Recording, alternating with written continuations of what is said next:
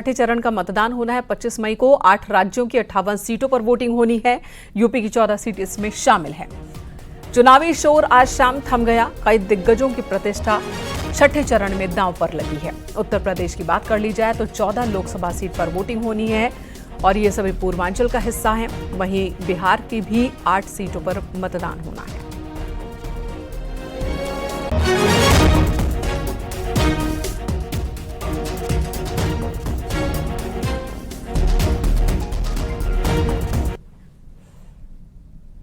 और छठे चरण के प्रचार के आखिरी दिन दिग्गजों ने अपनी पूरी ताकत लगा दी। गृह मंत्री अमित शाह ने आज सिद्धार्थनगर, संत कबीर नगर, अंबेडकर नगर और प्रतापगढ़ में जनसभाओं को संबोधित किया। अमित शाह ने एक के बाद एक रैलियों में विपक्ष पर तीखे हमले किए। उन्होंने कहा कि बीजेपी 310 सीट अब तक हासिल कर चुकी है। अखिलेश यादव पर हमला करते हुए अमित शाह ने कहा कि एसपी 4 सीट भी नहीं जीत पाएगी। 6 तारीख को राहुल बाबा और अखिलेश जी का कार्यक्रम क्या है आप लोगों को मालूम है? नहीं है? जानना है? 6 तारीख को राहुल बाबा और अखिलेश जी विदेश छुट्टी पर जाने वाले हैं। इन्होंने तय कर लिया है कि हमारा तो कुछ होना नहीं है भैया, गर्मी बहुत है, चलो विदेश जाते हैं। भाइयों बहनों, ये राहुल बाबा को लगातार देखे आप, थोड़ी गर्मी बढ़ते ही हर 6 महीने में बैंकॉक, थाईलैंड, इटली चले जाते। एक और ये थाईलैंड में वैकेशन करने वाले नेता है और दूसरी ओर 23 साल से मुख्यमंत्री प्रधानमंत्री रहकर कभी भी एक दिन की छुट्टी लिए बगैर दीपावली के दिन भी सेना के साथ मिठाई खाने वाला नरेंद्र मोदी है। नरेंद्र मोदी 5 चरण में मोदी जी 310 पार कर गए हैं, पार। और ये जो इंडिया अलायंस है ना, इंडिया अलायंस, इसका सुपड़ा साफ हो गया है। मैं आप डुमरियागंज वालों सबसे पहले आपको बताकर जाता हूं, कांग्रेस इस बार 40 भी पार नहीं कर रही है, 40 भी पार। और अखिलेश जी को 4 सीट भी नसीब नहीं होने वाली। और अंबेडकर नगर में अमित शाह ने जनसभा को संबोधित किया। यहां समाजवादी पार्टी के विधायक अभय सिंह, राकेश पांडे दोनों दिखे बीजेपी की जनसभा में। अभय सिंह गोसाईगंज से समाजवादी पार्टी के विधायक हैं, जबकि जलालपुर सीट से समाजवादी पार्टी के विधायक हैं राकेश पांडे। अंबेडकर नगर लोकसभा सीट से बीजेपी उम्मीदवार रितेश पांडे के पिता हैं। अभय सिंह भगवा गमछा लेकर पहुंचे थे जनसभा में, अपने समर्थकों के साथ पहुंचे थे, लेकिन अभय सिंह ने मंच साझा नहीं किया। एसपी विधायक अभय सिंह और राकेश पांडे पार्टी के खिलाफ राज्यसभा चुनाव में क्रॉस वोटिंग करने वाले विधायकों में भी शामिल हैं।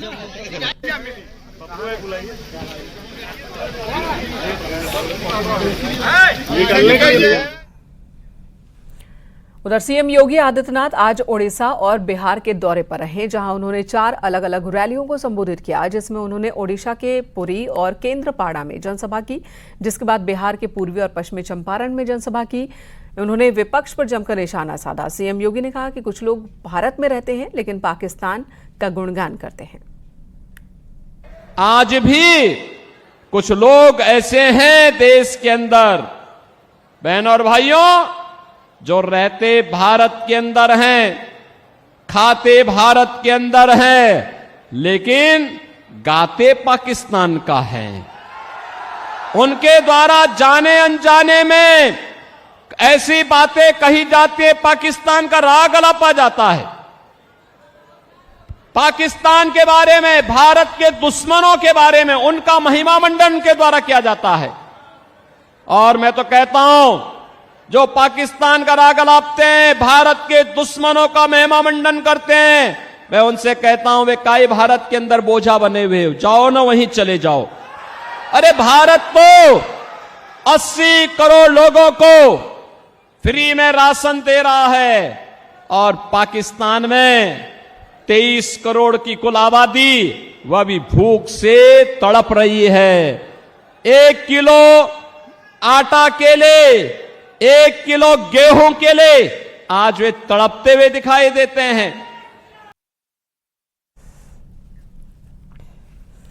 इधर एटा में 2 बाइक की आपस में टक्कर हो गई। हादसे में बाइक सवार 4 लोगों की मौत हो गई। 2 युवक गंभीर रूप से जख्मी हुए हैं। हादसे की जानकारी होती मौके पर पुलिस टीम पहुंची, आला अधिकारी भी पहुंचे।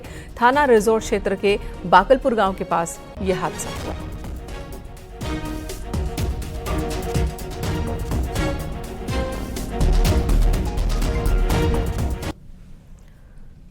अगली खबर सोनभद्र से, जहां कोयला क्षेत्र के पुराने सीएचसी से गिरकर 2 संविदा मजदूरों की मौत हो गई। दोनों 60 फीट की ऊंचाई पर वेल्डिंग कर रहे थे।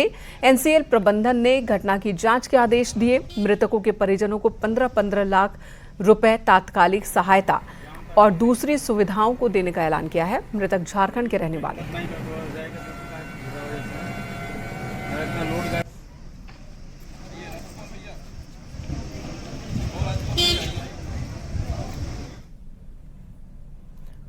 उधर बदायूं में रोडवेज बस ने टेम्पो को टक्कर मार दी। हादसे में टेम्पो में सवार 2 लोगों की मौत हो गई, जबकि 8 श्रद्धालु जख्मी हो गए। हादसे के शिकार हुए लोग भागीरथी कचला गंगा घाट से स्नान कर लौट रहे थे। हादसा उझानी कोतवाली क्षेत्र में बदायूं मथुरा हाईवे पर करुआ पुल गांव के पास हुआ। 3 तस्वीरें इस वक्त हम आपको दिखा रहे हैं। देखिए किस तरह से हादसे में 4 लोगों की जान चली गई एटा में। वहीं सोनभद्र में भी हादसा हुआ, यहाँ पर 2 मजदूरों की जान चली गई। तो वहीं तीसरी तस्वीर बदायूं की, यहाँ पर भी 2 लोगों की मौत हुई है।